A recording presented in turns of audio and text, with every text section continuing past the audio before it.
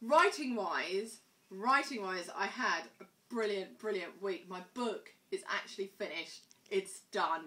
I finished it yesterday. I was working. I finished it. I can tell you all, it's 47 chapters in total, and I've done an epilogue and a prologue as well. It's all written. It's written. Everything. I've not left one little bit out. Everything is in it. Absolutely everything. All I'm going to be doing on Monday, from Monday, I'm going to start editing it. Just need a little bit of editing, just the order, timeline, just the tone. Just need to check my tone and stuff. And then I'm giving it to Stephen. He's going to read through it and edit it a little bit further for me. But by the end of the year, God willing, it should be ready. My book's done. And I think that I can't actually believe that I did my first draft in August, and I've worked so hard on it. And when I actually finished it, I couldn't believe I finished it. I was like, I've actually done this. All of this, I've done it. And the last file, the 2011 files, each file I split into 4 sections. Do you know how many pages there were in each section that I had to redraft? Each section was 300 pages long, documents. I had to go through every single little bit of that 2011 file, dissect it, look at everything, cut it all down, narrate, predominantly narrating on my part, but I also show little bits just to emphasise some points that I needed to make. But I did it, and I edited down 300 pages down to 50 pages. I cut it down that much. As Steve said, you know, you don't need to cut it down anymore, because what I've said is so relevant and it's so needed. But I was really pleased. I like I said, I couldn't quite believe that I'd done it, but I did. So I was really chuffed with that. I'm very happy and very proud of myself that, you know, that I was able to do that and that I wrote it. And I think that's why I've become so determined again with my training, with what I want to achieve. So I'm like, if I can write that, if I can look back at absolutely everything, write it all down and put it all down, no, I can do anything. There's just nothing that I can't not do. What is getting pro? What is, you know, getting up on stage? What is it? I can do that. It's just hard training, hard dieting. My discipline is there. It's all there. I can do it. So that's really cool. I've ended the year on a highly positive note, considering it's been a really bad year. I'm really pleased about that. So that's cool. But I hope that you've all still been training hard, nevertheless, like me. But I haven't let up on the diet at all. Have not let up on the diet. But saying that, over the Christmas period, Christmas Day, obviously I'm going to eat. I'm going to have, you know, it just so happens that it falls on a Sunday, so that's quite convenient for me. It's my rest day and my cheat meal. But 2 days later, there's a gathering at my mum's, and I'm going to have a little bit of food at that. Just a little bit. I'm going to have a little bit of food at that as well, because it's just easier for me to have a little bit than to explain, no, I'm dieting, this, that, because I'll just be on the receiving end of so much grief. It's just easier for me just to have like a very small portion. And Louisa's told me that's fine as well. She goes, that's fine.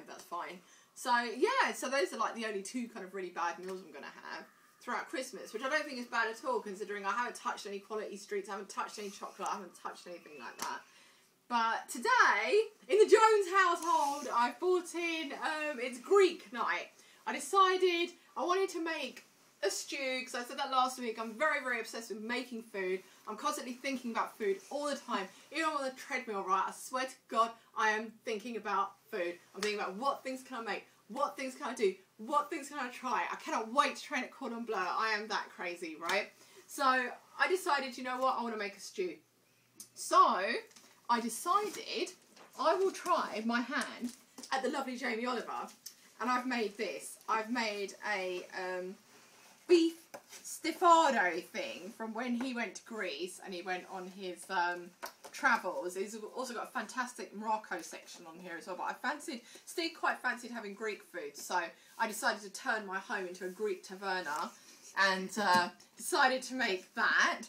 And then for the starter, Nigella's book, of course, I've made halloumi cheese with chilli, which is really nice. This is out of her old book, Nigella Bites, which I've shown before. But then for dessert, Steve really, this book is fantastic. It's called Feast. They've got fantastic recipes in here for all different times of the year. including, because she is Jewish. Nigella Lawson is Jewish, or she was raised Jewish, even though she's not religious herself. And she's got loads of Jewish recipes in here. And I love Jewish food. I've got Claudia Roden's books as well. And in this one, she's got a fantastic section where she makes all this Jewish stuff for Hanukkah and stuff. So I'm going to do that at some point as well. But Steve really wanted gingerbread because it's Christmas. So I decided to make chocolate gingerbread. And it's come out. Steve tried some of it this morning. So I made it this morning and he tried it. And he said it's come out really, really good. So we're going to be having that cheat meal very, very, very soon. I'm really, really looking forward to that, actually. But another book I've got hundreds. I've got hundreds of cookery books. I have to show you my shelf at some point.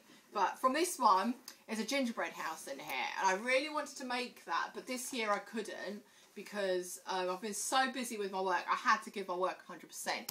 But hopefully, God willing, next year it'll be very different and I'll have a lot more time on my hands. So I'll be able to do that. So that's quite cool. But I've got relatives over at the moment as well from Germany. So I'm going to be doing a ton of mass cooking. But my daughter would like to show some of her toys as it's Christmas time. And she's made a lovely wish list. This is Goofy. I think it's Goofy. Yeah, it's Goofy. Is it Goofy? Yeah, okay, Goofy. That's Safari from Animal Kingdom. Who else is there? We have to be quick. Mickey. Mickey, yes, Mickey as well. So they're nice. Who else is there? Oh my God. Do you know what programme was on last night? Oh my God, right. It was 100 Greatest Toys Ever. And Jonathan Ross was presenting it. There was no mention of Barbie or Ken in the top 20. Oh my God. There was no Care Bears. There was no My Little Pony. There was no Poochie. These are all the toys that I grew up with. None of that. They had He-Man in it. It must have been some really nerdy, geeky guys. All computer games and stuff like that. I was well disappointed. But Ken, there's something wrong with Ken's head there. But this is from Toy Story. My daughter's got 50 Barbies and she's got like 20 Kens or something. She's got like a ridiculous... Okay, well, okay, 60. There you go. There's another Barbie over there as well. And, of course, I'm going to show a Care Bear as well. But this is Shamu. This is Shamu, who apparently killed somebody. It's very bad. It's from Florida. Yeah, he killed someone. Yeah, he did kill someone. There's Grumpy Bear, okay? Not that we're bar humbug for Christmas or anything. We're very happy about Christmas. But, yeah. So, anyway, team, I just want to say I'm not going to make another video now until after Christmas. But I hope you all do have a great Christmas and eat loads and rest up, eat loads, enjoy time with your family. I'll be enjoying time with my family and I hope you guys do as well, okay? Take care, train hard, lots and lots of figure love. Mwah!